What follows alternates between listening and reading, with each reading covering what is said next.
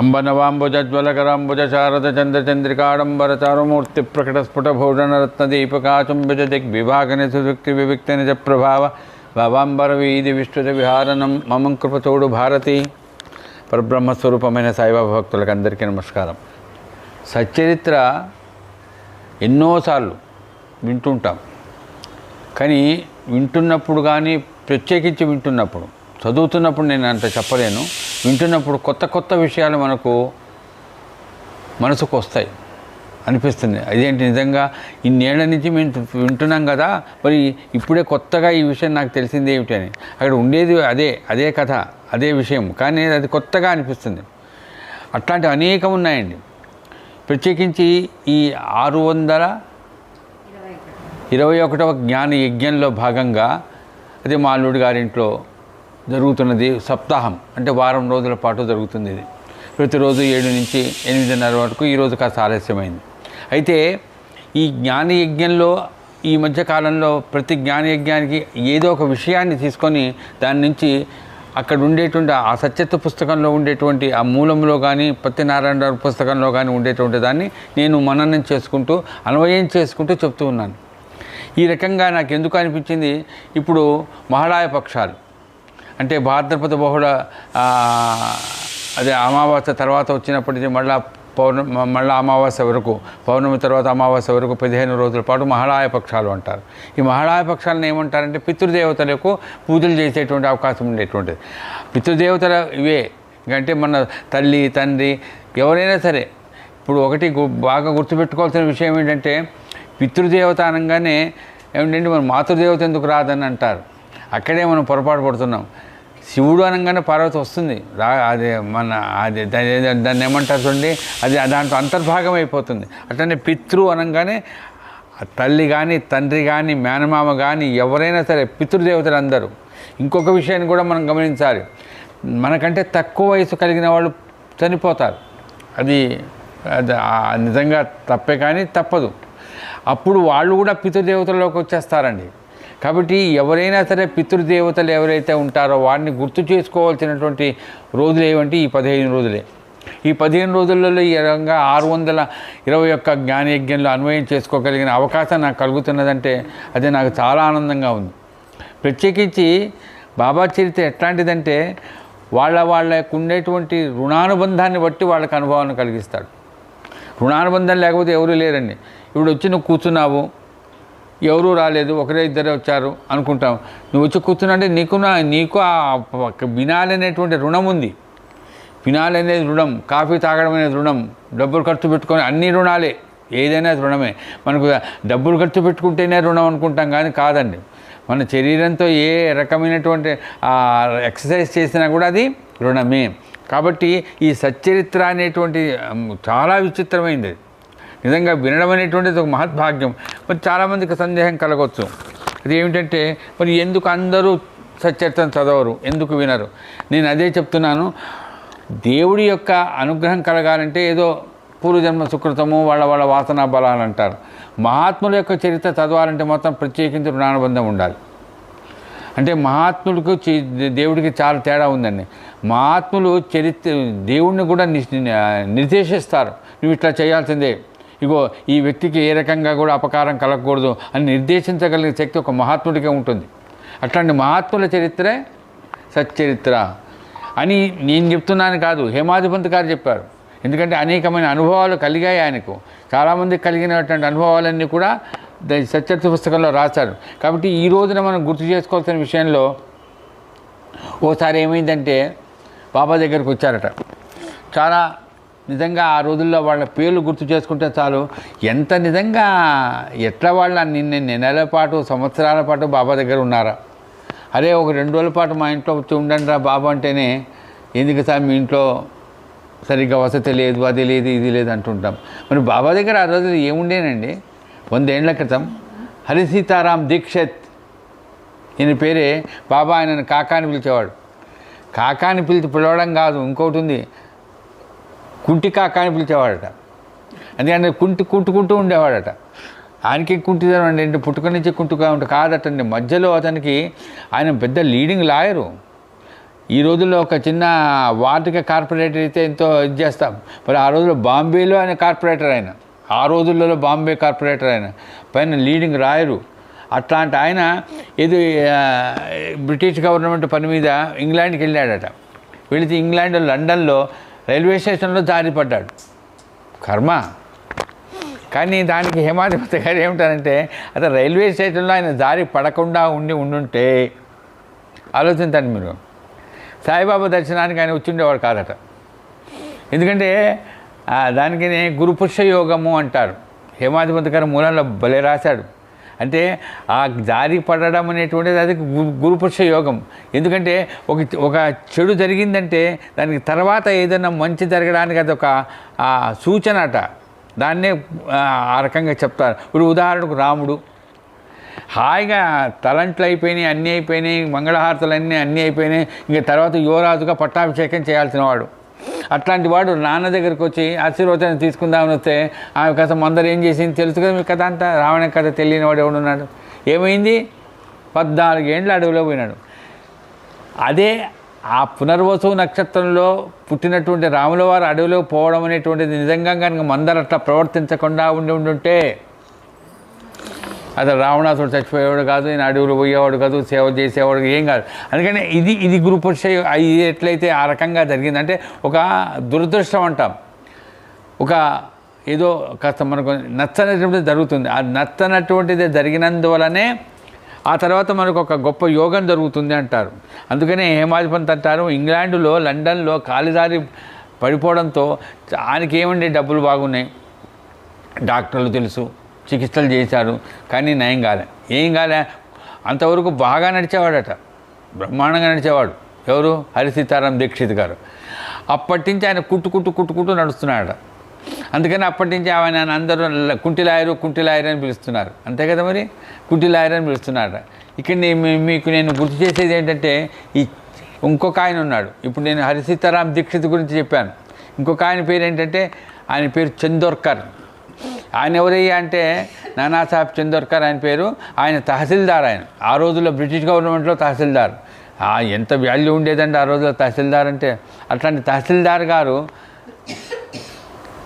బాబాకు బాగా భక్తుడు. ఆయన బాబా ఏం చెప్తా చేసేవాడు. ఆ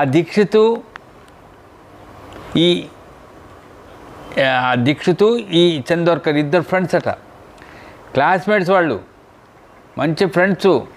వాళ్ళిద్దరు ఫ్రెండ్స్ అయితే ఎప్పుడు కలిసినా ఎట్లా ఉన్నా అంటే అంటున్నాడు, అదే నిన్ను అందరూ కుంటిలాయరు అంటున్నారు, నాకు కూడా బాధగా ఉంది. ఇంతకాలం నిన్నెవడు కుంటిలాయరు అనలేదు, దీక్షిత్ లాయర్ అనేవాళ్ళు, ఇప్పుడు ఏమందరూ కుంటిలాయరు అంటున్నారు, నువ్వు ఒక పని చేయరా అన్నాడు. ఏంటంటే, నువ్వు షిరిడీకి వెళ్తే నీ కుంటితనం పోగొడతాడు, బాగా పోగొడతాడు, డౌటే లేదు. బాబా అంత శక్తివంతుడు.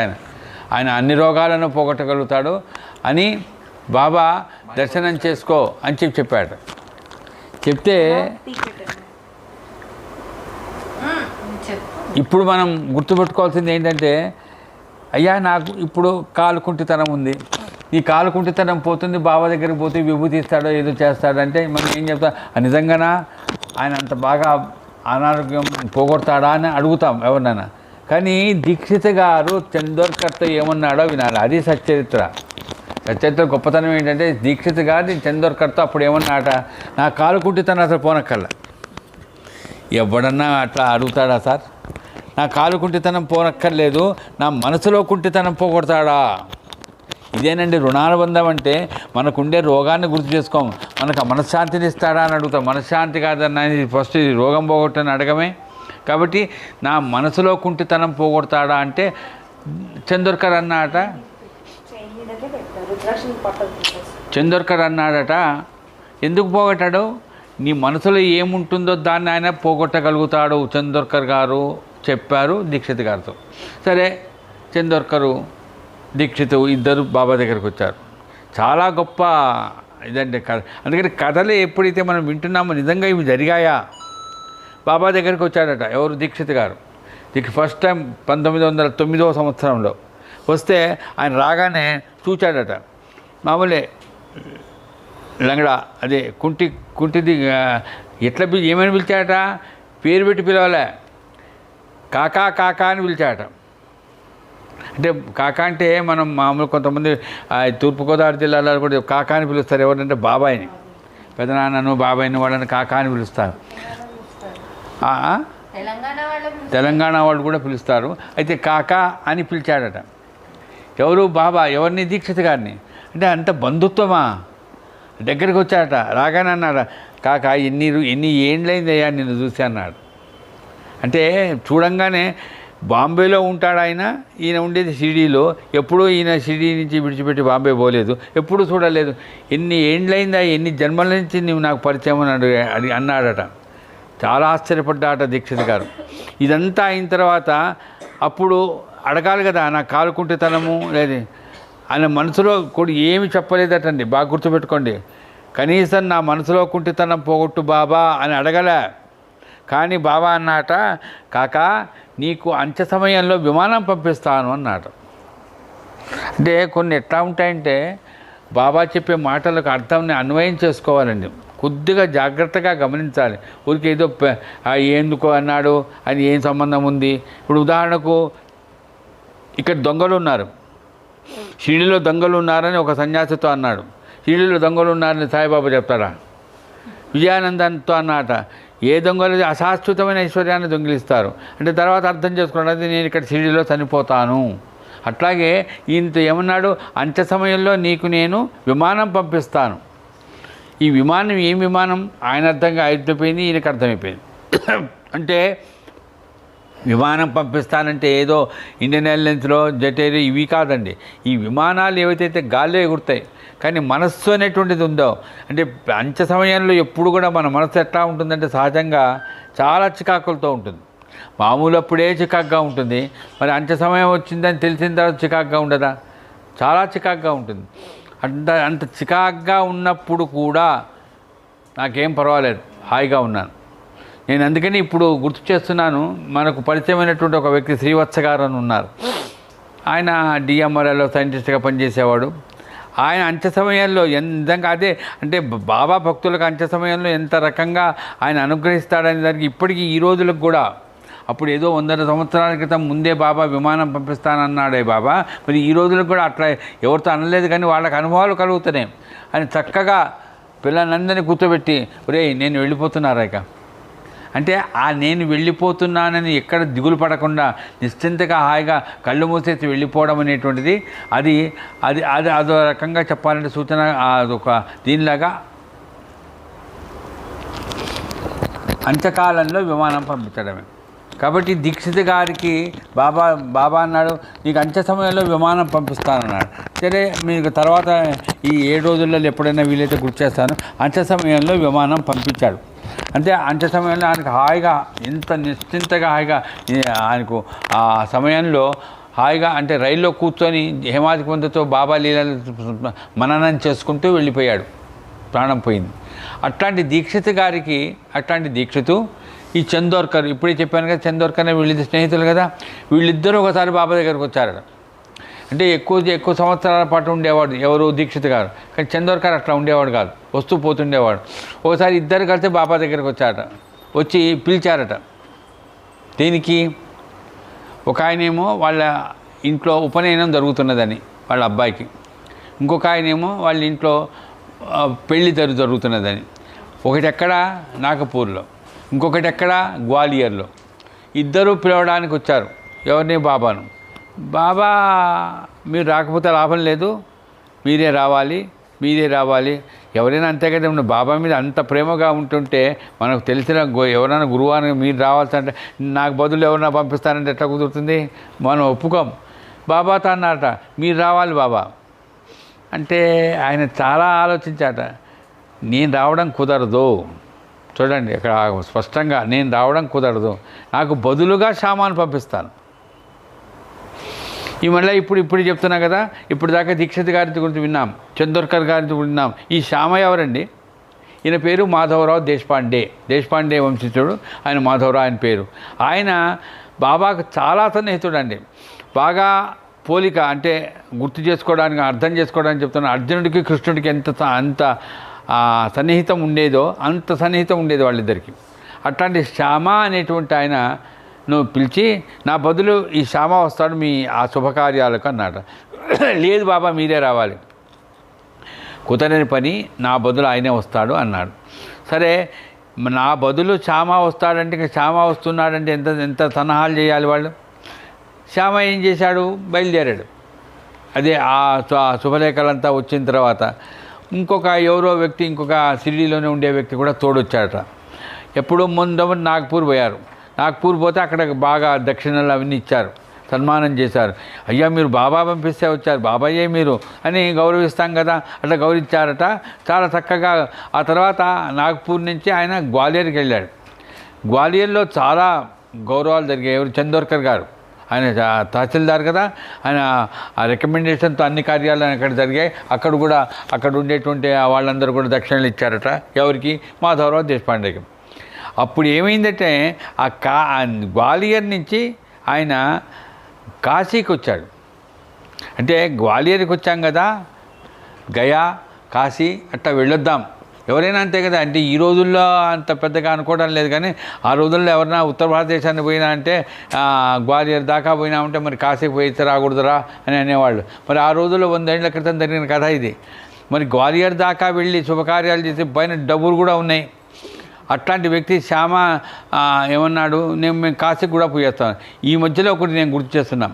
శ్యామ ఎప్పుడైతే బయలుదేరాడో ఎక్కడికి, ఈ శుభకార్యాలకు, అప్పుడు శ్యామతో అన్నాడట బాబా, శ్యామ నీకంటే ముందు నేను గయకి వెళ్తాను అన్నాడు. నీకంటే ముందు నేను గయకి వెళ్తాను అన్నాడట. నాతో పాటు రాయ్యా బాబు, నువ్వే రమ్మని పిలిస్తే అప్పుడేమో రాలేదు, మరి నాతో పాటు వస్తానంటాడు, నాకంటే ముందే బయలుదేరాడు అంటాడే ఏమిటి అంటే బాబా మాటలు ఎట్లా ఉంటాయంటే వింటున్న కొత్తలలో ఏందో పిచ్చోడు చెప్తున్నాడులే అని అనుకుంటారు. అట్లాగే శ్యామ అనుకున్నాట, ఏదో చెప్పాడులే బాబా వస్తాడేమోలే, ఎట్లా వస్తాడో ఏవో అని అనుకున్నాడు. కానీ జరిగిందంటే గ్వాలియర్ నుంచి ఆయన కాశీకి వెళ్ళాడు. కాశీ కంటే ముందు ఎక్కడికి వెళ్ళాడంటే అయోధ్యకు వెళ్ళాడు. అయోధ్యలో కూడా ఎప్పుడట బాగా హేమాధిపతి గారి మూలంలో రాశారు, శ్రీరామనవమి ఉత్సవాలు జరుగుతుంటే అయోధ్యలో ఉన్నాడు. ఆ శ్రీరామనవమి ఉత్సవాలు జరుగుతుంటే అయోధ్యలో ఉంటే దానికి కదా ఎంత బాగా జరుగుతుంటే కదా. ఆ రోజుల్లో చాలా తక్కువ జనం ఉండేవాళ్ళు, కానీ అప్పట్లో కూడా ఆయనకు చక్కటి గౌరవాలు. ఇక్కడ అయోధ్యలో రామమందిరంలో పూజాల చేత బాగా సన్మానం చేయించడం జరిగిందట. ఎవరు చేయించారు ఆ పనంతా? చందోర్కర్ చేయించాడు. అంటే సాయిబాబా పంపించాడు. సాయిబాబా వ్యక్తి అయినా అంటే ఆయనకి బాగా అయోధ్యలో శ్రీరామనవమి ఉత్సవాల్లో మనకు మరి షిరిడీలో లేనట్టేగా. మరి షిరిడీలో కాస్త అయోధ్యలో ఎట్టుంటాడు, 2 పూటల్లో ఉండలేడుగా. శ్రీరామనవమి ఉత్సవాలప్పుడు అయోధ్యలో ఉన్నాడు మాధవరావు దేశపాండే.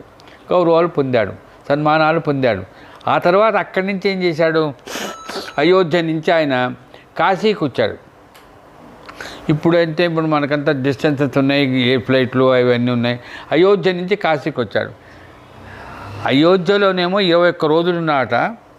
ఇక్కడ అప్పటికే నాగ్పూరు, గ్వాలియరు ఇవన్నీ ముగించుకొని అయోధ్యకు వచ్చి 21 రోజులు ఉండి అక్కడి నుంచి కాశీలో 2 నెలలు ఉన్నాట అండి.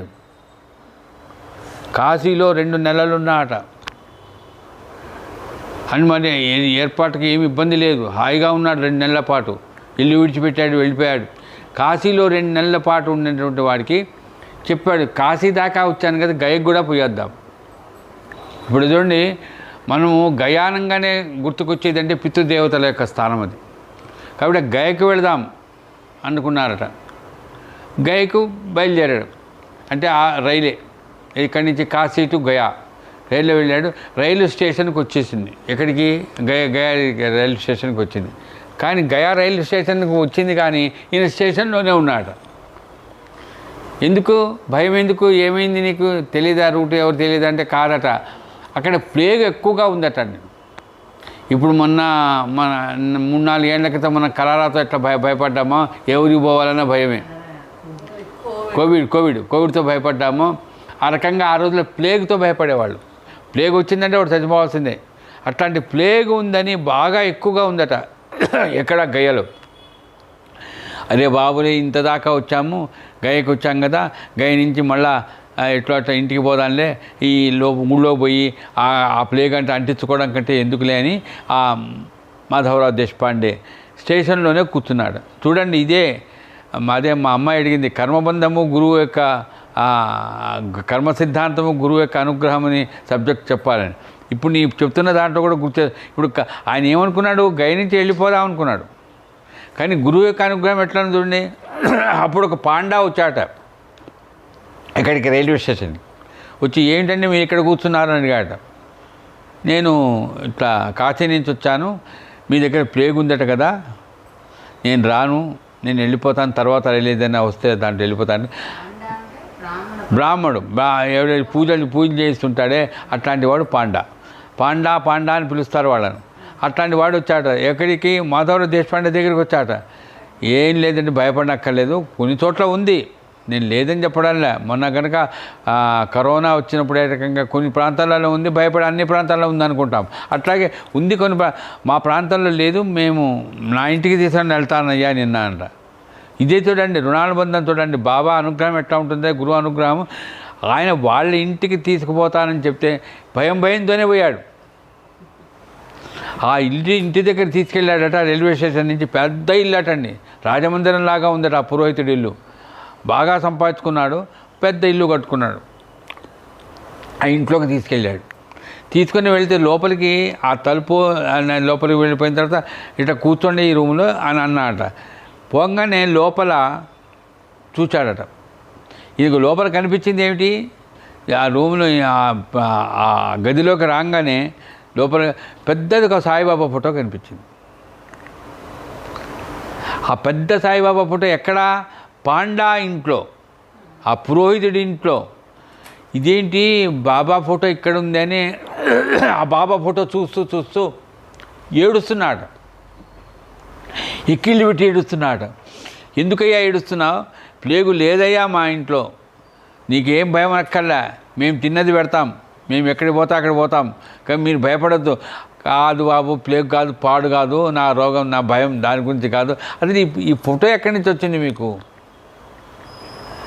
అంటే అప్పుడు చెప్పాట ఆ పురోహితుడు, నాకు తెలిసిన వాళ్ళు, నా శిష్యులు చాలామంది నాగపూరు, షిరిడి ఆ ప్రాంతాలలో ఉన్నారు, వాళ్ళకి నుంచి పోయి వస్తుంటారు, వాళ్ళు కూడా వస్తుంటారు. నేను ఒకసారి పోయినా. ఎక్కడికి? షిరిడి. ఇక్కడ మనం గమనించాల్సిన విషయం చూడండి, అంతవరకు ఈయన షిరిడి నుంచి వచ్చారని చెప్పలే. ఎవరో నన్ను అడిగారు, అదేంటంటే షిరిడి నుంచి వచ్చానని చెప్పాలి కదండి అని. ఎట్లా ఉంటుందంటే, కథ అయితే రాస్తే ఇది ఎందుకు ఇట్లా రాసావని అడగచ్చు. జరిగింది అది. ఆయన ఎందుకో మరి కాశీలో 2 నెలలు ఉన్నాడు, గ్వాలియర్కి వచ్చాడు, తర్వాత అయోధ్యకు వచ్చాడు. ఇన్ని ఊళ్ళు తిరిగిన తర్వాత తన ఊరు సంగతి చెప్పలే, తను షిరిడి నుంచి వచ్చాడని సంగతి చెప్పలే. సాయిబాబా చూసి నేను షిరిడి వెళ్ళాను, షిరిడిలో ఒక కొద్ది రోజులు ఉన్నాను. అప్పుడు నాకు అనిపించింది, బాబా మీరు మాకు రోజు గుర్తుకొచ్చేటట్టుగా ఒక ఫోటో ఇప్పించండి మాకు, మిమ్మల్ని ఆ ఫోటోలో చూసుకొని మేము ఆనందపడతామని అడిగాను. ఎవరిని? సాయిబాబానే. అడిగినప్పుడు ఏమన్నా అంటే, అరే శ్యామా అని పిలిచి ఒక ఫోటో తీసుకొచ్చి ఇచ్చి ఈయనకి ఇవ్వని అన్నాడు. ఆ శ్యామా ఇచ్చిన ఫోటోనే ఇది అన్నాట. నేను ఎవరో తెలుసా మీకని అడిగాట. నేనే శ్యామాను, మాధవరావు దేశపాండేను. అప్పుడు అన్నాట, బాబా ఏమన్నాడు, నీకంటే ముందు నేను వెళ్ళిపోతాను. ఇక్కడ మనం గమనించాల్సింది ఏంటంటే, గయా అనేది పితృదేవతల స్థానం అండి. అక్కడ తల్లికి తండ్రికి ఏదైతే చేయాలో శ్రాద్ధకర్మ, దాన్ని బాబా ఎంత చక్కగా చూడండి. నువ్వు గ్వాలియర్కి వెళ్ళు, నాగ్పూర్కి వెళ్ళు, శుభకార్యాలు చూడు, అయోధ్యలో శ్రీరామ ఉత్సవాలకు ఉండు, కానీ నీవు చేయాల్సిన పని ఉంది. ఏది? మీ తల్లి తండ్రిని రుణాన్ని తీర్చుకునేటట్టుగా అక్కడ నువ్వు ఏది గయలో చేయాలి. గయలో చేయాలంటే అప్పటికే ప్లేగ్ ఉంది. మరి ప్లేగ్ ఉన్నప్పుడు గయలో చేయడం చాలా కష్టం. అంటే నేను చాలామంది భక్తులకు, నాకు కూడా ఉన్నాయి అనుభవాలు, ఇంత కష్టమైన రోజుల్లో కూడా మనకు కావాల్సిన అవసరాలన్నీ ఏర్పడతాయి. ఎట్లా ఏర్పడతాయంటే బాబా ఏర్పాటు చేస్తాడు అట్లా. ఆ రకంగా శ్యామా అని పిలువబడినటువంటి మాధవరావు దేశపాండే గయకి వెళ్ళి గయలో ఆ పురోహితుడు ఎంత చక్కగా, మరి పురోహితుడి ఇంట్లోనే ఆయనకు అన్నీ అయితే ఏర్పాటు చేస్తే ఇంకా అవన్నీ ఆ శాతకర్మలు చేయించాడటండి. నేను ఎందుకు చెప్తానంటే, సచ్చరిత్ర అనేది పితృదేవతల యొక్క ఆశీర్వచనాన్ని ఇప్పిస్తుంది. అంటే బాబా అనుగ్రహం ఎలా ఉంటుందంటే, మనం ఒకవేళ చేయలేకపోయినా, మనం మర్చిపోయినా, గైకి వెళ్ళాలి, గైకి వెళితే అక్కడ ఎట్లా ఉంటుందో ఏమో, ఏర్పాటు ఏమీ చేసుకోకపోయినా ఏదో పని మీద పోయినా కూడా గయలో మనకు ఏర్పాటు దొరుకుతాయి. లేకపోతే మరి శ్యామ అనేటువంటి వాళ్ళ ఇంట్లోకి వచ్చి ఆ ఫోటో తీసుకొచ్చి బాబాకి ఇస్తే, బాబా ఆ ఫోటోని ఈయనకి ఇస్తే ఆ ఫోటో అక్కడ లోపలికి పోగానే తగిలించాలా? వేరే రూమ్లో తగిలించుకోవచ్చుగా, అది బెడ్రూమ్లో పెట్టుకోవచ్చుగా. అంటే అది ఇదంతా ఎందుకు, ఇది ఎంత జరిగిందండి ఏదోనండి అంట, చాలా పొరపాటు అండి. బాబా లీలలు ఇట్లాగే ఉంటాయి. చాలా సందర్భాలలో అదే మా ఆవిడ చెప్తుంటుంది, శ్రీశైలం పోతే అక్కడ ప్రధాన పురోహితుడి ఇంట్లో లోపల చక్కగా సాయిబాబా ఫోటో ఉండడం, అంటే ఉన్నాను నేను ఇక్కడ, అమ్మవారి దగ్గర నేను కూడా ఉన్నాను అని చెప్పడం. ఆ రకంగానే ఇక్కడ గయలో బాబా ఏం చెప్పాడు ముందు పైన, ఇప్పుడు మా ఆవిడ గట్ట ఆమెకు అనుకున్నది ఇక్కడ నిజంగా సాయిబాబా ఉన్నాడంటే ఇక్కడ కనిపించాలి ఆయన ఏదో ఫోటో రూపంలో అనుకున్నది, కనిపించాడు. కానీ అప్పుడు ఏమన్నాడు బాబా, నీకంటే ముందే నేను గయలో ఉంటాను. ఏ రూపంలో ఉంటాను? ఫోటో రూపంలో ఉంటాను. ఈ ఫోటో అనేటువంటిది గుర్తుపెట్టుకోండి మీరు. మనం చాలామంది ఫోటోని చూసి ఇది ఫోటోనే కదా అంటారు. కానీ ఫోటో, సాయిబాబా ఫోటోకు సాయిబాబాకు తేడా లేదు, సచ్చరిత్రకు సాయిబాబాకు తేడా లేదు. ఈ సాయిబాబా ఫోటో చూస్తుంటే కొంతమంది, చాలామంది పిల్లలు చూడండి, మనం ఏమి చెప్పనక్కర్లే వాళ్ళకి తాతయ్య తాతయ్య అని పిలుస్తారు. అంటే సాయిబాబాని ఫోటో చూసి తాతయ్య అని పిలవడం ఏంటి? మరి రాముల వారి ఫోటోనో లేకపోతే ఆంజనేయ స్వామి గడ్డం వేసుకొని వెళ్తే తాతయ్యని పిలవచ్చు కదా. లేదండి, సాయిబాబా ఫోటో చూడంగానే పిల్లలకు, కొంతమంది పెద్దవాడు కూడా, అంటే ఆ రకమైనటువంటి ఒక రుణానుబంధంలో ఫోటో చూడంగానే అనుభూతి పొందుతారు. ఎంత ఆశ్చర్యం వేసిందంటే, అదే నేను చెప్పాను, నేను మా ఆవిడ శ్రీశైలం వెళితే ఎట్లా ఆనందపడ్డాము అమ్మవారి దగ్గర, అట్లాగే గయలో షిరిడిలో ఉండే ఈయన గయలో ఈయన ఇచ్చిన ఫోటోయే అక్కడ ఉంది. పోయి ఈయన మర్చిపోయాడు. విచిత్రం అది. ఆయన ఇచ్చాడు, ఆయన మర్చిపోయాడు. నేను ఇచ్చిందే కదా అయ్యా ఇది అని అనొచ్చు కదా.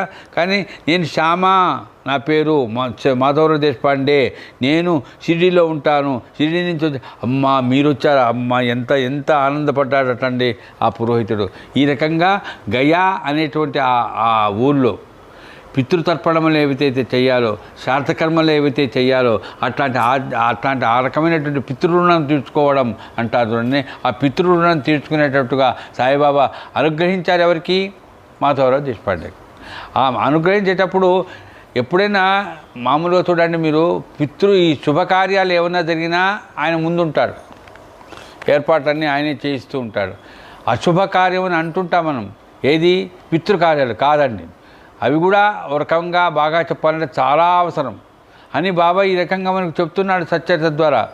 అంటే నేను మీ అమ్మా నాన్న శ్రాద్ధకర్మలు బాగా నువ్వు చెయ్యాలి, అక్కడ ఎట్లాగో గ్వాలియర్కి వెళ్తున్నావు, అయోధ్యకు వెళ్తున్నావు, కాశీకి వెళ్తున్నావు, అక్కడి నుంచి గై కూడా వెళ్ళి గైలో ప్లాట్ఫారం మీద కూర్చొని తర్వాత మొన్నాడు ఏదో రైలు వస్తే వెళ్ళిపోవచ్చుగా. కానీ కర్మ సిద్ధాంతం అంటారు చూడండి, కర్మ సిద్ధాంతం ప్రకారం అయితే ఆయన వెనక్కి వెళ్ళిపోవాలి. కానీ వెనక్కి వెళ్ళిపోకుండా ఆయన ఆ పురోహితుడికి ఈయన దగ్గరికి రావడం, రైల్వే స్టేషన్ ఈయన దగ్గరికి రావడం, పిలుచుకొని పోవడం, అది చూడండి. అంటే మనము అనుకుంటాం కానీ అది మన చేతుల్లో లేదండి.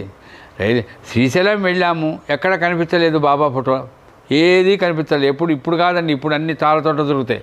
అప్పుడు ఏం కానీ పురోహితుడు ఉండి, ప్రసాద్ వచ్చావు కదా మా ఇంటికి రా అని అంటే, ఇంకా మేము వెళ్ళిపోవాలి సాయంకాలం. ఆ సాయంకాలం వెళ్ళిపోయేటప్పుడు వాళ్ళ ఇంటికి పోదామని అని చెప్పేసి పోతే వాళ్ళ ఇంట్లో బ్రహ్మాండమైనటువంటి ఫోటో, అమ్మవారి ఫోటో, అమ్మవారి ప్రధాన పూజారిగా ఉండే వాళ్ళ ఇంట్లో సాయిబాబా ఫోటో ఉందండి. దానికి కారణం సరే కొడుకు బాబా భక్తుడు, అవన్నీ కారణాలు ఉన్నాయి. కానీ నేను అనేది ఏంటంటే ఇవన్నీ మనం కల్పిస్తే అవుతున్నాయా? కర్మ సిద్ధాంత ప్రకారం అయితే ఆ రోజు సాయంకాలం అమ్మవారి దర్శనం చేసుకొని మేము వెళ్ళిపోవాలి. కానీ ఆయన ప్రధాన పూజారి ఆ గుళ్ళో ఉండి, ఒరే ప్రసాదు రా మా ఇంటికి అని పిలవడం ఏంటి? వాళ్ళ ఇంట్లో మేము అమ్మవారి ప్రధాన పూజారి ఇంట్లో సాయిబాబా ఫోటో చూడడం ఏంటి? అట్లాగే ఇక్కడ పురోహితుడు వచ్చి, ఆ పాండ్ల అంటుంటారు చూడండి, ఆ పురోహితుడు వచ్చి, ఈ మాధవరావు నీ పేరేమిటయ్యా? మాధవరావు దేశపాండే. ఎక్కడి నుంచి వచ్చావా? కాశీ నుంచి వచ్చాను. అక్కడెక్కడ షిరిడి అనే పదం వాడాలా? కాశీ నుంచి గైకు చాలామంది వస్తుంటారు. అదే ఎందుకయ్యా కూర్చున్నావంటే, ఇదిగో ఈ రకంగా దాన్ని ఏమంటారు, ఈ ప్లేగ్ ఉంది కదా, నాకు భయంగా ఉంది, నేను రాను, నా వల్ల కాదు, ఇంత దూరం ప్రయాణం చేశాను, చక్కగా జరిగింది, ఇక ముందు ఎందుకు నేను పొంది షిరిడికి వెళ్తాను అని అంటుంటే, లేదు ఇదే కర్మ సిద్ధాంతం అన్న అవుతాడమ్మా. ఆ కర్మ సిద్ధాంతానికి గురువు అనుగ్రహం ఇట్లాగే ఉంటుంది. గురువు అనుగ్రహం ఉన్నదంటే కర్మ సిద్ధాంతాన్ని పక్కా పెట్టాలి. నీ జరగాల్సింది ఏదైతే ఉందో జరుగుతుంది అంతే. ఏ రకంగా ఆయనే తీసుకుని పోయి స్వయంగా ఆయన సొంత దీంట్లో తన ఇంట్లోకి ఆ ఇల్లేంటి మా చిన్న ఇల్లా, 1 రూము 2 రూములా, పెద్ద రాజమందిరంలాగా ఉందట. రాజమందిరంలాగా ఉంది, బాగా సంపాదించుకున్నాడు, పక్కా పెట్టండి. ఆ రాజమందిరంలాగా ఉండే ఇంట్లో ఈయన లోపలికి పోగానే ఆ సాయిబాబా ఎవరు వచ్చినా చూడాలి. అది ఎవరు వచ్చినా కానీ సాయిబాబా ఫోటో చూడాలి అని ఆ ఉద్దేశం లేకపోతే అట్లా పెట్టుకోడు కదా. అది ఆయన ఆ రకంగా సాయిబాబా ఫోటో పెడితే ఇది ఎక్కడి నుంచి వచ్చింది అని ఈ శ్యామ అడిగాడు. అంటే అప్పుడు చెప్పాడు, ఇదంతా నేను ఎందుకు చెప్తున్నా అంటే ఇదంతా కూడా నువ్వు మీ అమ్మా నాన్న యొక్క శ్రాద్ధకర్మలు చేయాలి. నువ్వు గయకు వచ్చావు, గయలో ఏ రకంగా నీకు ఇబ్బంది కలగదు అని ఈ రకంగా మాధవరావు దేశపాండే అనేటువంటి వ్యక్తి, శ్యామ అని పిలువబడినటువంటి వ్యక్తి నిజంగా ఎంత ఆనందపడి ఉంటాడండి. అంటే చివరికి ఇంకోటి చూడండి, ఆయన 21 రోజుల గయలో ఉన్నాడు. నెక్స్ట్ ట్రిప్పులో ఏ రైలు అయినా వస్తే ఆ రైల్లో ఎటో వెళ్ళిపోయి నాగ్పూర్కి వెళ్ళిపోయి మళ్ళా షిరిడికి వెళ్ళిపోదాం అనుకున్నవాడు ఆ తర్వాత 21 రోజులు షిరిడిలో అది గయలో ఉన్నాడండి. 21 రోజులు గయలో ఉన్నాడట. ఆ పురోహితుడే ఆయనను కావాల్సినటువంటి వసతులన్నీ ఏర్పాటు చేశాడట. ఆ చుట్టుపట్లవన్నీ చూపించాడట. ఆయన 21 రోజులు చివరికి రైల్వే స్టేషన్కి సాగనంపాలి కదా, సెండ్ ఆఫ్ అంటుందండి. సెండ్ ఆఫ్ అయితే ఆయనేమో ఏనుగు మీద పోయాడట, ఎవరు పురోహితుడు, ఈయన పల్లకిలో పోయినాట. పల్లకిలో తీసుకుని వెళ్ళాడటండి శ్యామను. నిజంగా మనం వింటుంటే నిజంగా ఇది జరిగిందా? ఎక్కడ శ్యామ, ఎక్కడ షిరిడి, ఎక్కడ గయా? అంటే పితృదేవతల యొక్క రుణం తీర్చుకోవడం కోసం గయకు వచ్చాను నేను. కానీ బాబా ముందుగానే నేను ఉంటాను, ఆయన ముందుగా ఉన్నాడు కాబట్టి నాకు ఇన్ని సన్మానాలు గౌరవాలు జరుగుతున్నాయి అని మాధవరావు దేశపాండే. నిజంగా మాధవరావు దేశపాండే బాబాకి ఎంత సన్నిహితుడంటే తను ఎక్కడ కూడా ఏ రకంగా కూడా బాబాను భగవంతుడు తప్ప వేరే భావన ఆయనకు ఉండేది కాదు. కానీ ఆ భగవంతుడిగా ఉండేటువంటి వాడికి పితృకర్మలను చేసేటువంటి ఆ ఊరికి వెళ్ళాలనేటువంటి ఆలోచన కలగలే. ఎప్పుడు గ్వాలియర్కు నాగ్పూర్కు పోయినప్పుడు, తర్వాత అదే చెప్పాను కదా, కాశీకి పోయిన తర్వాత కాశీలో 2 నెలలు ఉన్న తర్వాత గైకి పోదాం అనుకున్నాడు. గైకి పోదామంటే చూడండి ఇదే పరిస్థితి. ఈ రకంగా పితృదేవతల యొక్క ఆశీర్వచనాన్ని ఇచ్చేటువంటిది ఏదయ్యా అంటే సచ్చరిత్రే. సచ్చరిత్రను మనం అన్వయం చేసుకోవాలి. అంటే అందుకని చెప్తారు చూడండి, మనం ఏదన్నా కొన్ని గృహస్థులుగా ఉండే వాళ్ళందరూ కొన్ని పాపాలు చేస్తారట. గృహస్థులుగా ఉండేవాళ్ళందరూ కొన్ని పాపాలు చేస్తారు. కొన్ని పాపాలంటే పంచశూనాలు అంటారు. ఈ పంచశూనాలను పోగొట్టుకోవడానికి కొన్ని యజ్ఞాలు చేయాలట. చేస్తే కానీ ఆ పంచశూనాలు పోవట. అందులో పితృయజ్ఞం అని ఒకటి ఉంటుంది. అంటే నీవు మీ తాత ముత్తాతలను గుర్తు చేసుకొని వాళ్ళకి చేయవలసిన సార్థకర్మాలు చేయకుండా నాకు పంచశూనాలు పోవాలంటే పోవట. అంటే దంచడము, ఊడ్చడము, ఇవన్నీ ఉన్నాయి కదా. నువ్వు ఊడుస్తుంటే ఎన్ని జీవులు చచ్చిపోతుంటాయని నీకు కనిపించవు. 2 కళ్ళద్దాలు పెట్టుకున్నా, 4 కళ్ళద్దాలు పెట్టుకున్నా కొన్ని కనిపించవు. చాలా సూక్ష్మంగా అవి చచ్చిపోతాయి. అవి చచ్చిపోతాయి కాబట్టి మనం ఊడ్చకుండా కూర్చుంటావా? కూర్చోలేము కదా. దంచడం, రుబ్బడం ఇవన్నీ మనం గృహస్థులు చేయక తప్పదు. ఇట్లాంటి వీటిని పంచశూనములు అంటారు. ఈ పంచశూనములు పోగొట్టుకోవాలంటే పితృయజ్ఞం చేయాలి, వేదాధ్యయనం చేయాలట.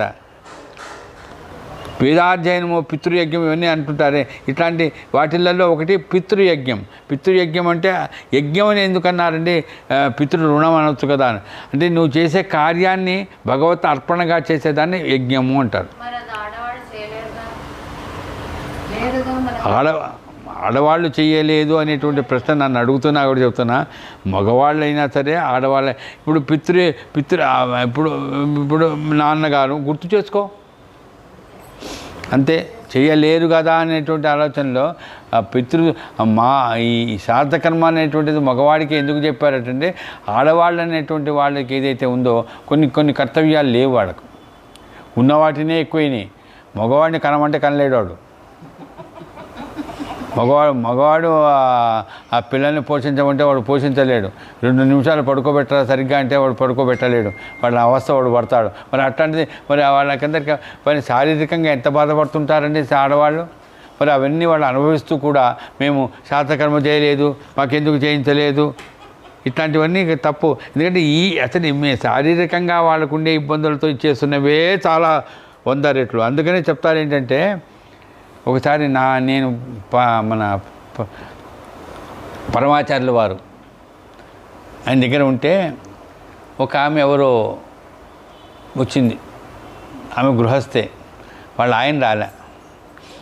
ఏదో కార్యం చేస్తుంటే అక్కడ పోయి పక్కన మడిగట్టుకోవాలి, మడిగట్టుకోకుండా లోపలికి వచ్చి అవన్నీ తాకూడదని అన్నారు. వెంటనే అమ్మ నువ్వు చేయొచ్చు లేపదా, పో నువ్వు తీసుకో, ఆ పాత్రలన్నీ తీసుకొని చేసుకోపోను. ఎందుకయ్యా అంటే గృహస్థులట అదే ఎవరైతే భార్య ఉంటుందో ఆమె భర్తతో సహా కుటుంబంతో సహా ఉండడమే ఒక మడి. అందుకని ఆ తల్లికి ఆ రకంగా గౌరవం ఇవ్వాలి. అట్లాంటి గౌరవం ఇచ్చినటువంటిదే మన హిందూ మతం. కాబట్టి ఆ రకంగా నువ్వు అడిగిన ప్రశ్న ఏదైతే ఉందో, మేము చేయకూడదు కదా, చేయవలసినవి చేయండి. ధర్మకార్యాలలో సహకరించడం చేయొచ్చు పిల్లలుగా.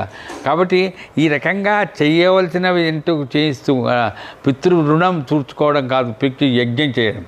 ఆ యజ్ఞం నీ కొడుకుల చేత చేయించడం కానీ, అయితే భర్త చేత చేయించడం కానీ, అయితే స్నేహితుల చేత చేయించడం కానీ పైన ఇప్పుడు ఉదాహరణకు మనం కాయకపోతాం, మనకు లేదు ఇది లేదు, కానీ ఎవరి చేతనన్నా చేయించవచ్చు కదా.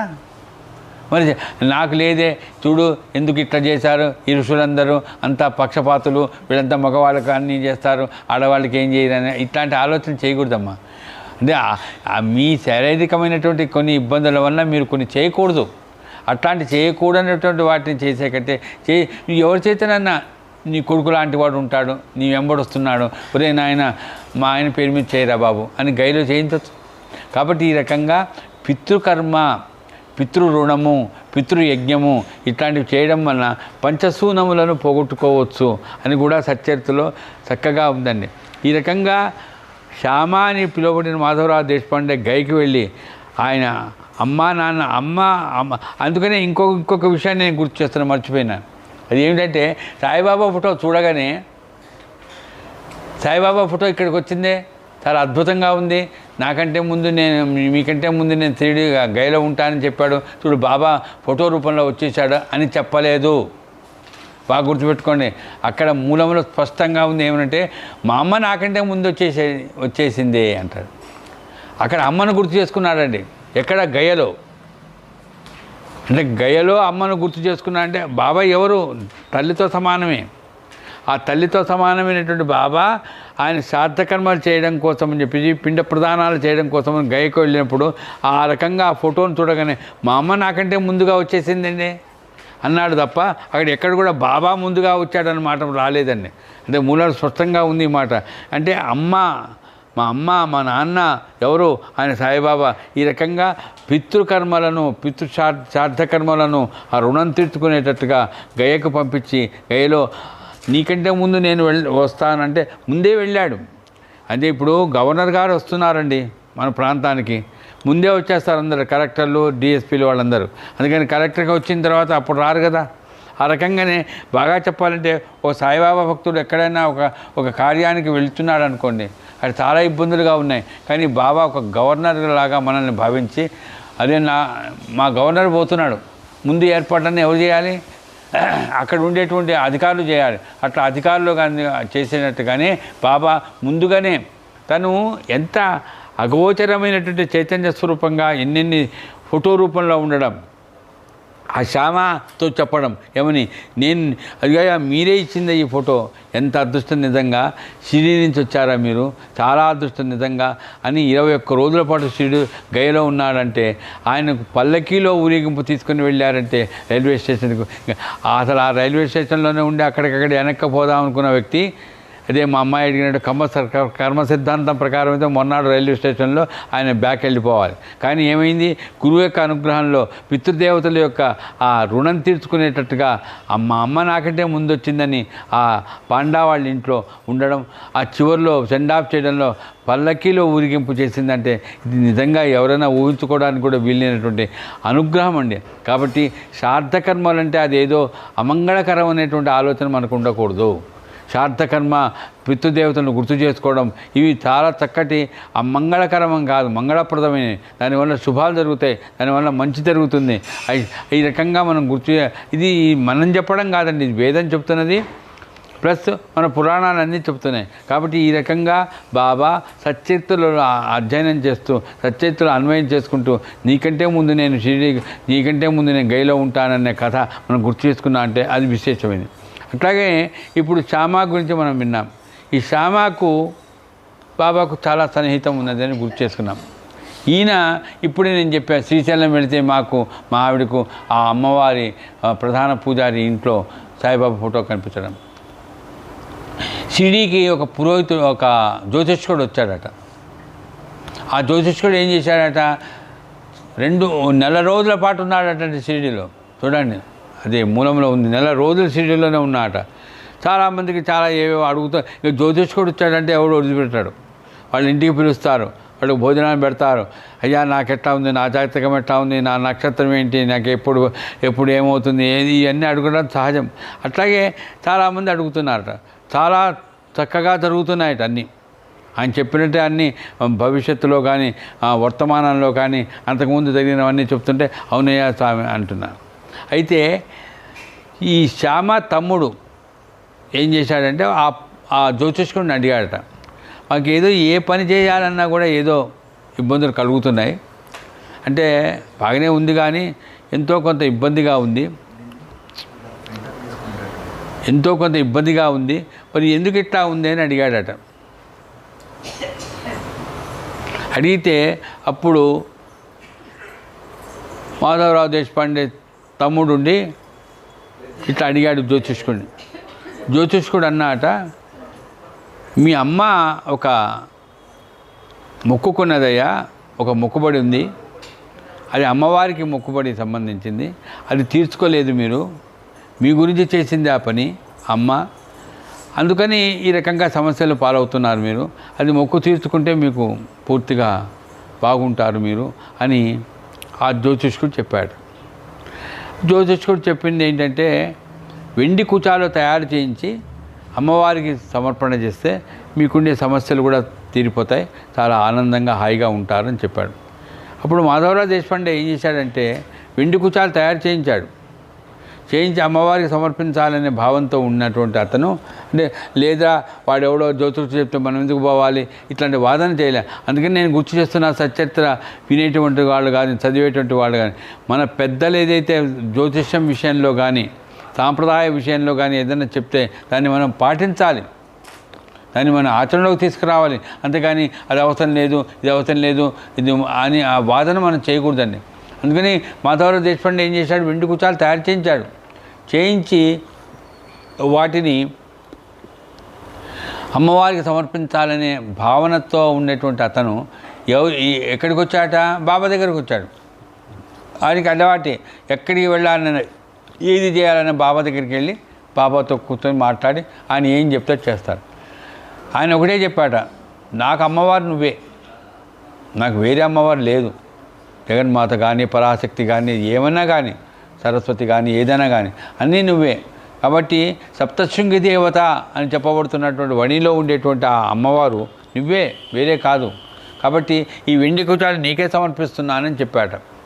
ఇక్కడే మనం గమనించాలి, ఈరోజు పితృదేవతలకు అనుగ్రహం కలిగించినటువంటి మాధవరావు దేశపాండేకు వాళ్ళ అమ్మ మొక్కుకున్నటువంటి మొక్కుబడి తీర్చడం కోసం ఏ రకంగా బాబా ప్రవర్తించాడు అంటే, అమ్మ తల్లిదండ్రులు ఏదైనా మొక్కుకున్నా కూడా ఆ మొక్కుబడిని తీర్చాల్సిన బాధ్యత పిల్లలదే.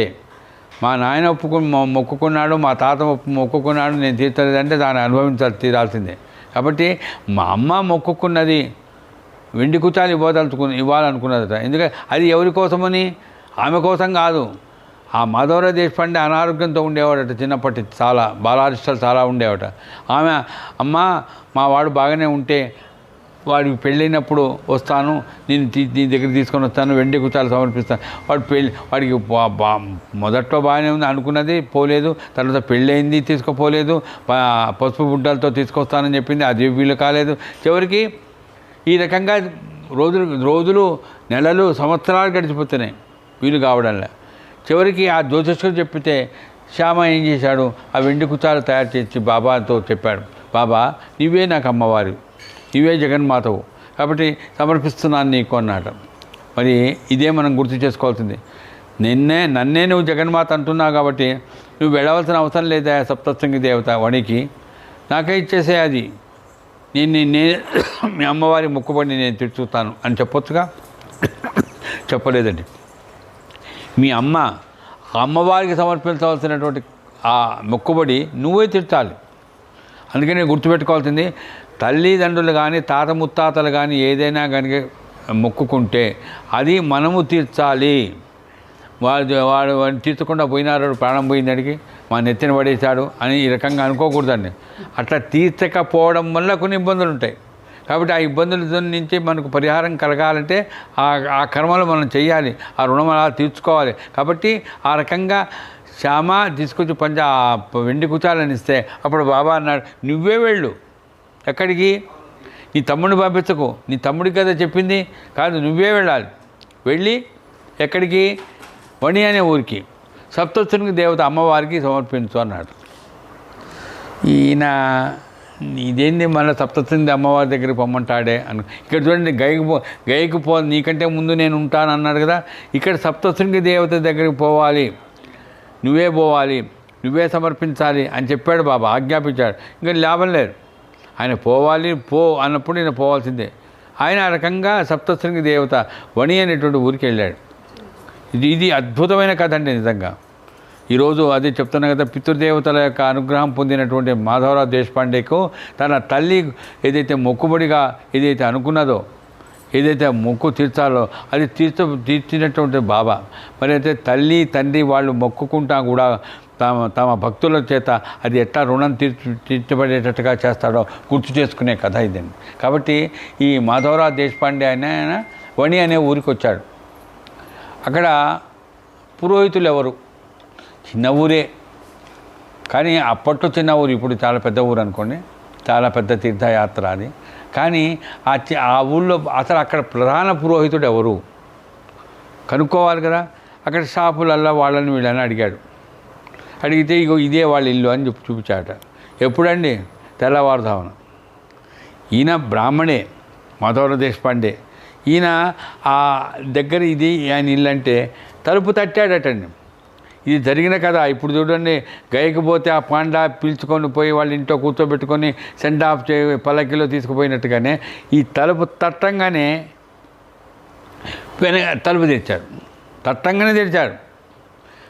తట్టంగానే తెరిచి చూచాడు. నేను మాధవరావు దేశపాండేను అన్నాడు. అక్కడ మాత్రం నేను షిరిడి నుంచి వచ్చాను అన్నాడు.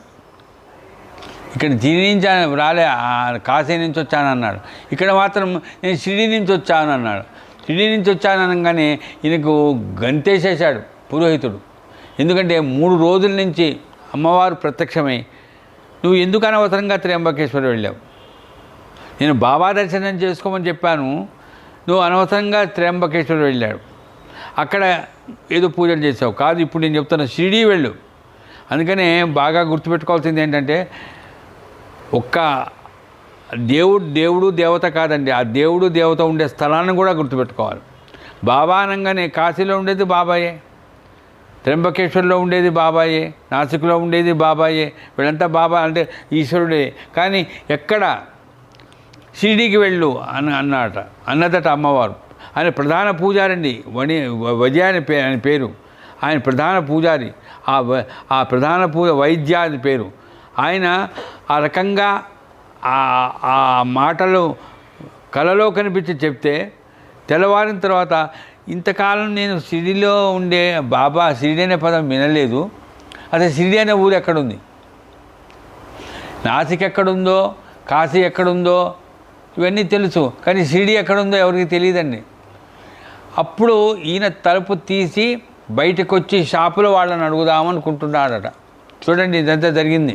ఆయనేమో అవతల వైపు ఉండి తలుపు తెరిచి వచ్చి షాపులు తెల్లవారుదాను పొద్దున లేస్తారు కదా.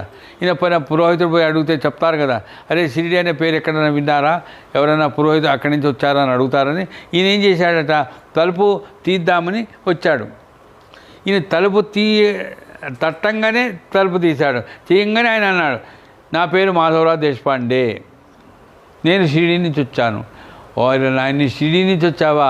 షిరిడీ ఎక్కడుందో అంటే మహాత్ములు ఎట్లా ఉంటారంటే, మీరు మీ అమ్మ యొక్క ఆ మొక్కుబడి తీర్చడం కోసం షిరిడీకి వచ్చావు, అదే వణికి వచ్చావు. ఆ వణికి వచ్చినప్పుడు ఆ ప్రధాన పూజారి వాళ్ళ ఇంట్లో వాళ్ళకి ఏం జరగాలో అది నేను చూసుకుంటా. అక్కడ ఏమైందంటే ఆ ప్రధాన పూజారికి వణి అనేటువంటి ఊళ్ళో ఉండేటువంటి అతని ప్రధాన పూజారికి కొన్ని చికాకులు ఉన్నాయి, కొన్ని ఈతిబాతలు ఉన్నాయి. ఏ పని చేసినా ఈ పెద్దగా ఆయన గౌరవం లేవు. అట్లాంటి స్థితిలో ఉండేటువంటి ఆ వైద్య అనేటువంటి వ్యక్తి, ఎందుకమ్మా ఇట్లా నన్ను చికాకు పరుస్తున్నారు, ఏంటి నా బాధ, నేనేం తప్పు చేశానంటే, అప్పుడు నువ్వు బాబా దర్శనం చేసుకో, నీకు తప్పకుండా చికాకులు పోతాయి, మనశ్శాంతి కలుగుతుంది అని అమ్మవారు చెప్పిందట. అప్పుడు షిరిడీ ఎక్కడుందా అని కనుక్కునడానికి వెళ్తుంటే ఆయనే వచ్చేసాడు, నేను మాధవరావు దేశపాండే, నేను షిరిడీ నుంచి వచ్చానన్నాడు. తర్వాత ఈ వైద్యాన్ని వ్యక్తి ప్రశ్నించాడట, నీకు సాయిబాబా తెలుసా అని అడిగాడు. బాబా దర్శనం చేసుకో అన్నదే కదా అమ్మవారు, బాబాయే పంపించాడు నన్ను. నిజంగానే బాబా పంపించాడు, అబద్ధం కాదు కదండి. బాబా నా మనసులో ఏదైతే ఉందో, అమ్మవారు నాకు ఏదైతే చెప్పిందో అలా నిన్ను దర్శనం చేసుకోవడానికి నేను ప్రయత్నం చేస్తుంటే ఎక్కడ దారి తప్పిపోతానో అని నిన్ను పంపించాడు అయ్యా, చాలా సంతోషమని. ఏంటి, ఎందుకు వచ్చావు ఏంటి అని ఈ కథ అంతా చెప్పాడు. అంటే చూడండి ఒకరికొకరికి ఎట్లా కలయికందో. ఆ మొక్కుబడి తీర్చుకోవడం చాలా చక్కగా. ప్రధాన పూజారి ఇంటి అదే వడ్డించేవాడు మనవాడైతే అన్నీ మనకు వస్తాయనంటే, ప్రధాన పూజారి నీకున్నప్పుడే అమ్మవారి దగ్గర తీసుకుపోయాడు, చక్కగా వెండి కూర్చాడు సమర్పించాడు, చక్కగా చేశాడు. ఆయనతో పాటు షిరిడీకి వచ్చాడు ఎవరు, వైద్య అనేటువంటి వ్యక్తి. ఇంకా వచ్చేసింది ఛాన్స్. శ్యామాతో పాటు షిరిడీకి వచ్చాడండి. శ్యామాతో పాటు షిరిడీకి వస్తే బాబాను చూచాడట. ఇక్కడ మనం గమనించాలి, బాబా ఎక్కడున్నాడు? మసీదులో ఫకీర్గా ఉన్నాడు. బాగా గుర్తుపెట్టుకోండి, మసీదులో ఫకీర్గా ఉండే వ్యక్తిని చూస్తున్నది ఎవరు? బ్రాహ్మడు, వైద్య అని పేరు, అమ్మవారి పూజారి పైన ప్రధాన పూజారి. మరి ఆ చూస్తున్నప్పుడు ఆయన రూపం చూస్తున్నాడా, రూపానికి అతీతమైనటువంటి భగవత్ స్వరూపాన్ని చూస్తున్నాడా? అందుకని అంతర్ముఖ స్వాధ్యాయ మహిముఖ సుదర్లభ అంటారు. అంతర్ముఖంగా ఆలోచన చేస్తే అది ఫకీరు కాదు, ఆయన అమ్మవారే. నీకు భావన కలగాలండి. కాబట్టి భవానీ భావనాగమ్య అన్నట్టు భావనలో ఆయన అమ్మవారే, ఆయన అనుమానమే లేదు అనే ఆలోచనతో, అదే దృష్టితో పైన ఎందుకు అమ్మవారు అనుకున్నాడు అది కూడా మన ఆలోచించాలి. అమ్మవారు కళలో కనిపించి చెప్పింది కదా. ఎవరు అడుగుతుంటారు, ఎవరు అడిగారు మోహన్ రావు గారి సాయి దర్బార్లో నన్ను, అదేంటంటే అమ్మవారు చెప్తుందా బాబా దర్శనం చేసుకోమని, షిరిడీకి వెళ్ళమని. ఎందుకు చెప్పదయ్యా అన్న. అదేంటంటే మరి ఏ త్ర్యంబకేశ్వరికి ఎందుకు అనవసరంగా వెళ్ళావు ఇట్లాంటివని. కారణం ఏంటంటే యోగిహృత్ కమలవాసిని అని లలితా సహస్రనామంలో ఉంది. యోగుల యొక్క హృదయ కమలంలా ఉంటుంది అమ్మవారు. యోగులు మహాత్ములు వీళ్ళందరికీ అమ్మవారు ఎంత చక్కగా వాళ్ళ రూపంలో కనిపిస్తుందంటే వాళ్ళకు వేరేవి ఏమి అవసరం లేదండి. వాళ్ళు కల్మషం లేనటువంటి నిర్మలమైనటువంటి మనసు కలిగినటువంటి మహాత్ములు వాళ్ళని చూస్తున్నా అంటే, ఇప్పుడు ఉదాహరణకు మనం చెప్తుంటారు, మీరు కూడా చాలాసార్లు చూస్తుంటారు, రామకృష్ణ పరమహంస ఆయన చూసి అమ్మవారిని చూసినట్టే ఉంటుందట. చంద్రశేఖరేంద్ర సరస్వతి స్వామిని చూస్తుంటే అమ్మవారిని చూసినట్టు ఉంటుందట. కారణం ఏంటంటే వాళ్ళకు ఏదో నా భర్త బాగాలేడు, నా భార్య బాగాలేదు, నాకు సంతానం, ఇవన్నీ ఏం సంబంధం లేదండి. వాళ్ళు కల్మషం లేనటువంటి మనసు. అట్లా ఎవరండి ఆ రకంగా ఉండేదంటే పరాశక్తే ఉంటుంది. అందుకని శివుడు కాదండి, అమ్మవారు అంత ఇదైతంట. అట్లాంటి ఆ అమ్మవారు ఎక్కడుంటుందంటే మహాత్ముల యొక్క మనసులో ఉంటుంది. అట్లాంటి మహాత్ముల యొక్క మనసులో ఉంటుంది అని మనం అనుకుంటే, చదువుకుంటే లాభం లేదు. దాన్ని ఆచరణలో పెట్టాలంటే భావన ఉండాలి. భావన లేనిది అట్లాంటి సాధ్యం కాదు.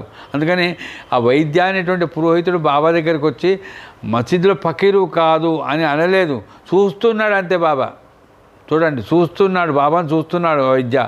చూస్తున్నటువంటి ఆ వైద్య అనేటువంటి వ్యక్తిని దగ్గరికి పిలిచాడట.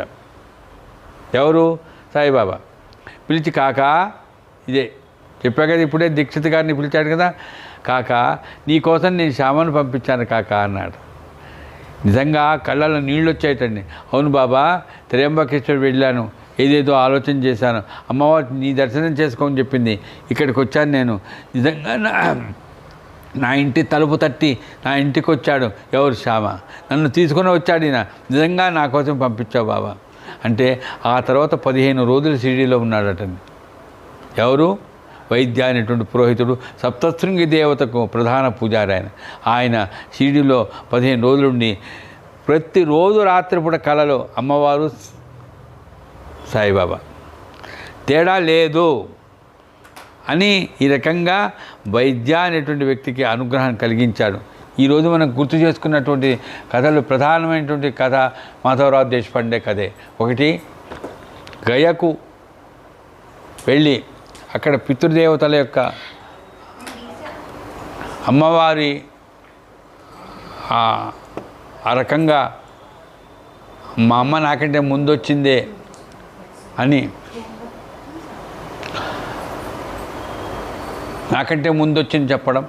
అక్కడ ఏంటంటే పితృదేవతల యొక్క కార్యాన్ని నిర్వహించడం. ఇక్కడ పితృదేవతలు అనేటువంటిది అమ్మవారు ఏదైతే మొక్కుకున్నదో మొక్కుబడి తీర్చడం ఎవరు చేయాలి ఆ పని? కర్తృత్వం. అంటే కొడుకంటాను నాకేం సంబంధం, నీకు మరి ఆస్తి అయితే నొక్కుంటావా? మంచి అయితే చేస్తే ఏదైనా నేను ఎందుకు చేయాలి? మా అమ్మ మొక్కుకుంటే ఆమె దేనిలో పోని కానీ దానివల్ల అనుభవం పొందక తప్పదు.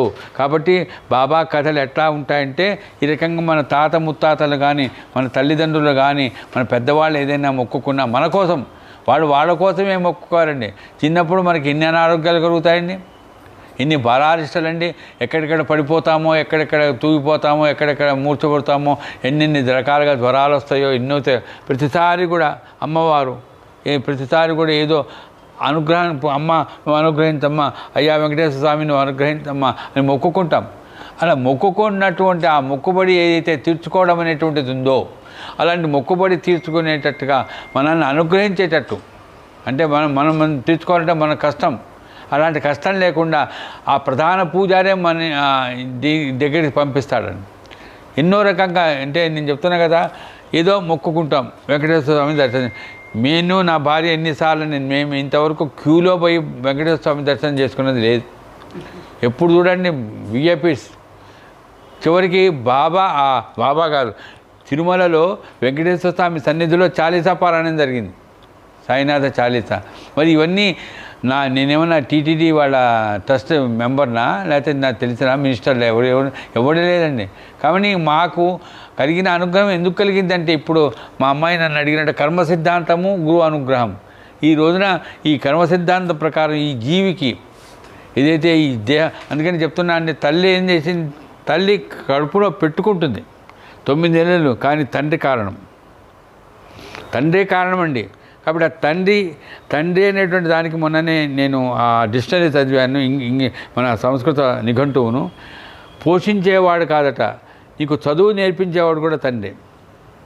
ఒకవేళ తల్లి దురదృష్టవశాత్తు పోతాడు, అప్పుడు తల్లి ఆ స్థానంలోకి వచ్చి చేయిస్తుందట, మేనమామ ఎవరో ఒకరు. అంటే తండ్రి అనేటువంటి దాంట్లో నీకు చదువు సంధ్యాలను నేర్పించి, దాంతోపాటు సంస్కారం, ఎవరితో ఎట్లుండాలి, అత్తగారింటికి పోతే ఎట్లుండాలి, నీ ఇంట్లో నువ్వు ఎట్లుండాలి, ఏ రకంగా ఉండాలి, ఇవన్నీ చెప్పేది ఎవరంటే తండ్రి అండి. కాబట్టి ఈ తండ్రి అనేటువంటిది ఆ రకంగా ఉండేటువంటి వాళ్ళ యొక్క అనుగ్రహం పొందాలంటే వాళ్ళు చేసినటువంటి పనులను గుర్తు చేసి వాళ్ళతో పాటు మనం కూడా సుఖశాంతులను పొందాలనేటువంటి ఆశీర్వాదంతో ఈరోజు మీ ముందు ఈ 621వ జ్ఞాన యజ్ఞంలో తల్లిదండ్రులు అంటే వాళ్ళ యొక్క ఆశీర్వచనం పొందగలుగుతాము అని మహాళాయ పక్షాలలో మొదటి రోజున మీ ముందు నేను గుర్తు చేసుకున్నాను. చివరిగా మీ ముందు ఈ రోజున శుక్రవారం కాబట్టి అమ్మవారి యొక్క అనుగ్రహాన్ని పొందేటువంటి ఒక కీర్తనను ముందు మననం చేసుకొని మీ ముందు మననం చేసుకొని ఈ రోజుకి సెలవు తీసుకుంటాను. శ్రీ సచ్చిదానంద సద్గురు సాయినాథ్ మహారాజ్కి జై. ద్వారకా మాయిలో దయగల సాయి, ద్వారకా మాయిలో దయగల సాయి, సాయి మాతవే నీవు సాయి మాతవే, ద్వారకా మాయిలో దయగల సాయి. అన్నదానమే చేసి అన్నపూర్ణవైనావు, అన్నదానమే చేసి అన్నపూర్ణవైనావు, ధునిలో విభూతినిచ్చి అష్టలక్ష్మివైనావు, ధునిలో విభూతినిచ్చి అష్టలక్ష్మివైనావు. ద్వారకామాయిలో దయగల సాయి, నింబవృక్ష చల్లదనం నీ ఒడియే సాయి, నింబవృక్ష చల్లదనం నీ ఒడియే సాయి. దయగల తల్లి ద్వారకామాయి, దయగల తల్లి ద్వారకామాయి, ద్వారకామాయిలో దయగల సాయి. సప్తశృంగి నీవే సద్గురువు నీవే, సప్తశృంగి నీవే సద్గురువు నీవే, నీ బిడ్డలకేమి భయము లేదు సాయి, నీ బిడ్డలకేమి భయము లేదు సాయి. ద్వారకామాయిలో సాయి మాతవే నీవు, సాయి మాతవే. హేమాది పంతచే నీ కథలను రాయించి, హేమాది పంతచే నీ కథలను రాయించి, సచ్చరిత్రనందించి సరస్వతి వైనావు, సచ్చరిత్రనందించి సరస్వతి వైనావు. ద్వారకామాయిలో దయగల సాయి, నీ కథలను వినిపించు రాజేంద్రుని వాక్కులో, నీ కథలను వినిపించు రాజేంద్రుని వాక్కులో. భారతి వైభాగ్యాన్ని ప్రసాదించు సాయి, భారతి వైభాగ్యాన్ని ప్రసాదించు సాయి. సాయి మాత ద్వారకామాయిలో దయగల సాయి, ద్వారకామాయిలో దయగల సాయి. సాయి మాతవే నీవు, సాయి మాతవే. ద్వారకామాయిలో దయగల సాయి. కరచరణ కృతం వా కాయం కర్మజం వా శ్రవణనిజం వా మానసం వా అపరాధం విహితమహితం వా సర్వమేత క్షమస్వ. జయ జయ కరుణాబ్దే ప్రభో శ్రీ సాయినాథ శ్రీ సచ్చిదానంద సద్గురు సాయినాథ్ महाराज की जय।